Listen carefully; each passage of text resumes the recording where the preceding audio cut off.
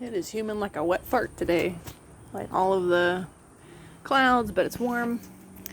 Alright, so the strawberry plant's doing well. It's already given us a couple harvestable strawberries. They were pretty good.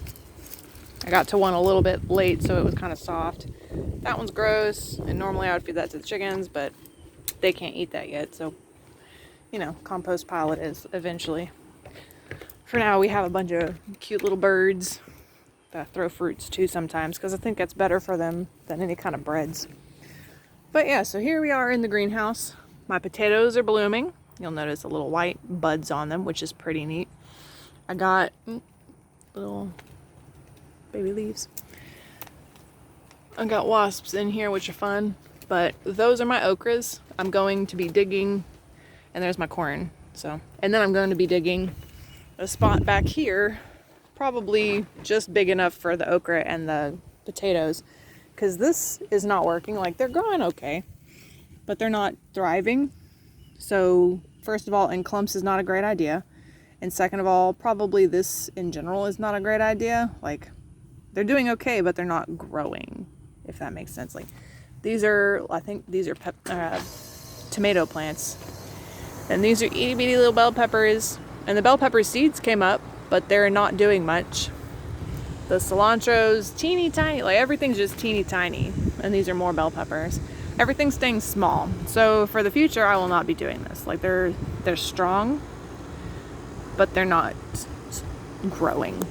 So not doing the pool again. Good to know. We have my pinto beans, which have sprouted and are doing well. Their little casings are still on them. Sorry, the wind is going nuts out here. Got my kale sprouted. This is gonna help feed the chickens, and I like salads with a bunch of different types of leaves, because I like salads, but not just like your grandma's salad, because usually those are terrible, and just have lettuce, like romaine lettuce. The Napa cabbages have started. My lavender is still absent. There's still nothing in there yet, but my honeydew melons, which ironically, it's the first thing to sprout and the only one that I didn't really care about. So naturally that's what comes up. My poor little marigold is gone, but the tomato plants beside them are doing very well. They're slightly yellowed just because they need more. I think I've discovered that these guys need more water. These are different types of, these two are different types of tomato plants, along with that one. They're all different types. Lavender bushes and the lime tree, all doing great. And then the chickens. So I have my coop. We already know this. But what we don't know, is it's ready for chickens. I painted the inside. Hold on, let me open something. It was supposed to rain today, so that's why I didn't. And I didn't want it to get, like, I freshly painted it. It finished up yesterday. So I was like, yay! Oh wait, and I even painted the hen boxes. Obviously not the best paint job. This is not the way I did my house, because I painted the entirety of my 5-bedroom house by myself. Got pine shavings mixed with some diatomaceous earth, because I like diatomaceous earth. It's the food grade kind, so that it's ingestible. I mean, I know most people don't, and probably don't even know this, but you can ingest like a teaspoon or so a day. It's supposed to theoretically help with some things. I tilled up most of this. This is just pine shavings, like the coarse, not the fine type, but it's the dust removed kind, so it doesn't, affect humans and chickens too bad, because your respiratory, I have a weak respiratory system. I imagine my chickens do too, because they're itty bitty babies. But the chicken coop is ready to go. Entirely painted. The only thing that I'm thinking I'm missing, first of all, I need to hang their water feeder from the ceiling. But as you'll notice, we have a perch right here. I'm thinking of building like a poop tray type thing, so that like they don't just shit everywhere while they're roosting. I can just collect the poop and put it out in the manure pile. Close this back up just in case it rains, because I don't want it to get all icky and wet in there. Because the forecast still isn't clear, man. They don't know what's going on. When they do, they don't. And then we're going to go in here, so pardon me for just a moment.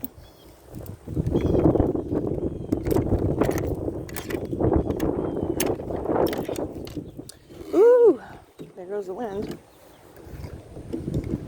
Let's attach that. Hey, baby girls. Hey, babies. Now, when I pull this up, they're all gonna jump. Hey, baby girl. Hey, baby girl. Hey, Goldie. Hey, Goldie. There she is. Hey, girl.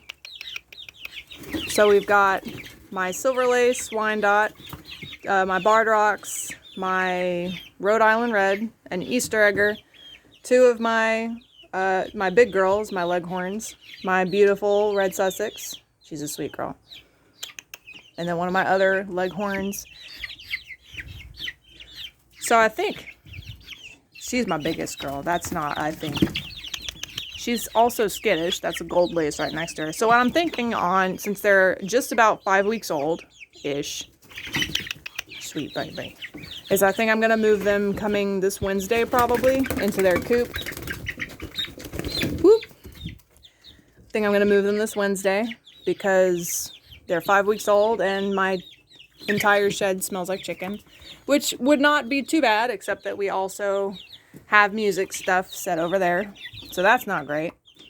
But I'm thinking I might leave the littler girls. So my blue Orpington, my two gold lace, my silver lace maybe, because she's growing awfully big, awfully fast. But she doesn't have all of her true feathers yet. Like, these girls are mostly all feathered out.